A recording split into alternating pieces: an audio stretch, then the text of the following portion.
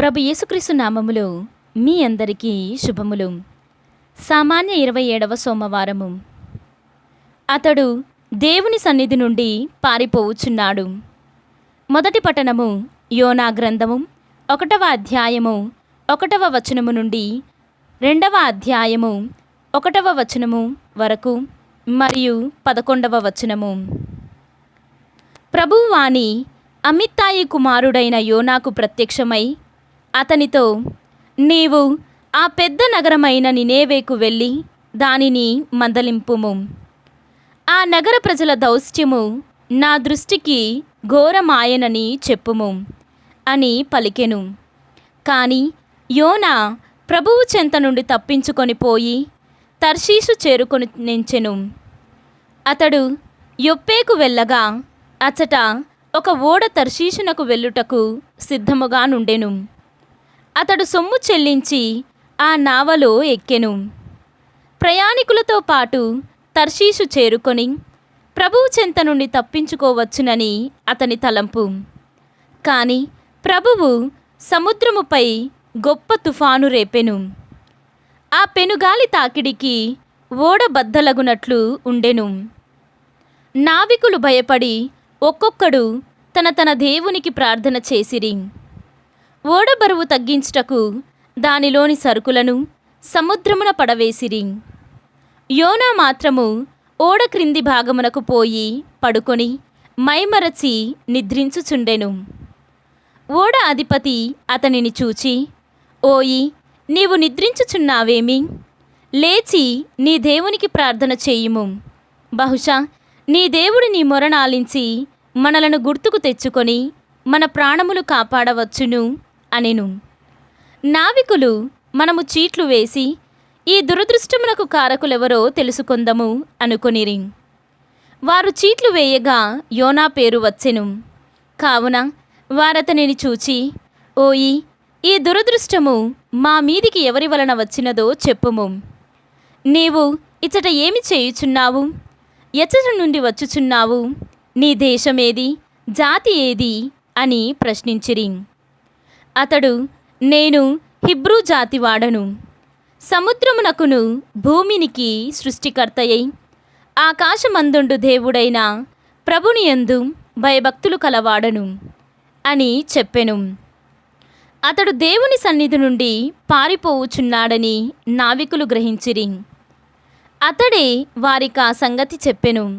కనుక వారు మిక్కిలి భయపడి, నీవెంత పని చేసితివి అనిరి. క్షణక్షణము తుఫాని పెరిగిపోవుచుండెను. సముద్రము మా మీదికి రాకుండా శాంతించుటకు గాను మేము నిన్నేమి చేయవలయునో చెప్పుము అనిరి.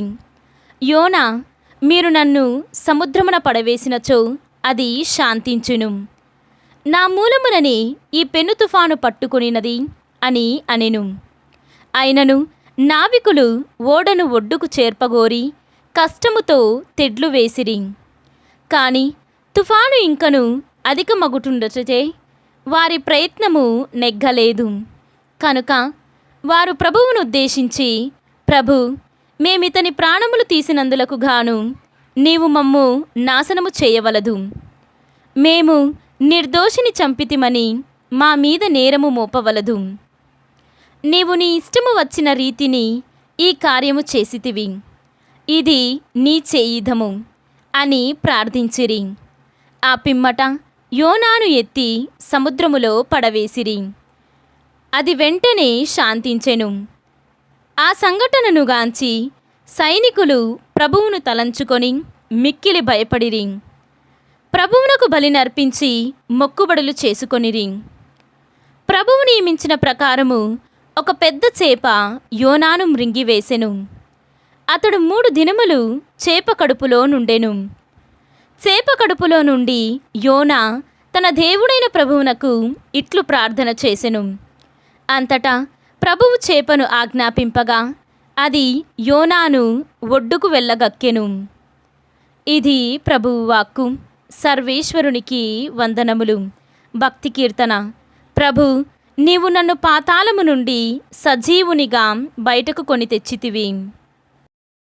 ఈనాటి సువిశేషము పునీత లూకా గారు వ్రాసిన సువిశేషము 10వ అధ్యాయము 25వ వచనము నుండి 37వ వచనము వరకు. అంతటా ఒక ధర్మశాస్త్ర బోధకుడు లేచి, బోధకుడా, నిత్య జీవము పొందుటకు నేనేమి చేయవలయును అని యేసును ప్రశ్నించెను. అందుకు యేసు, ధర్మశాస్త్రమున ఏమని వ్రాయబడి ఉన్నది, అది నీకెట్లు అర్థమగుచున్నది అని తిరుగు ప్రశ్న వేసెను.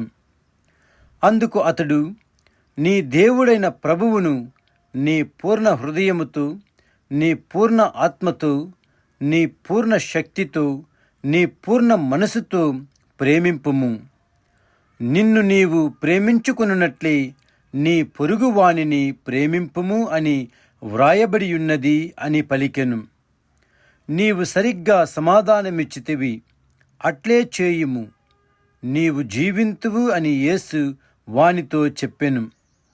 కాని అతడు తనను సమర్థించుకొనుటకై, నా పొరుగువాడు ఎవడు అని యేసును అడిగెను.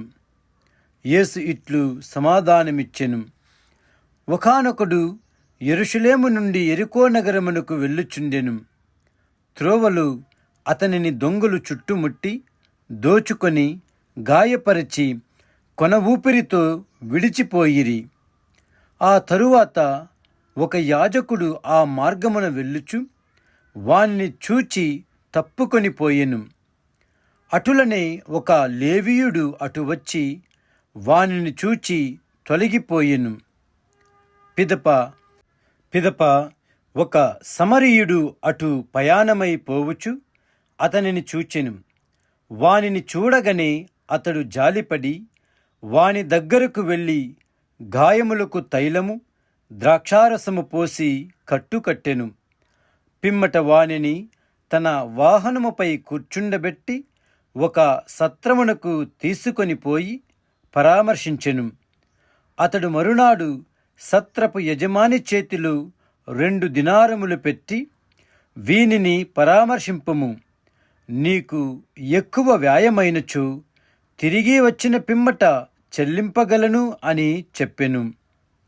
దొంగల చేతిలో పడిన వానికి పై ముగ్గురిలో పొరుగువాడెవడు అని యేసు అడిగెను. కనికరము చూపిన వాడే అని ధర్మశాస్త్ర బోధకుడు సమాధానమిచ్చెను. యేసు అతనితో, నీవు వెళ్ళి అట్లే చేయుము అని పలికెను. ఇది క్రీస్తు సువిశేషము. క్రీస్తువా, మీకు స్తుతి కలుగునుగాక.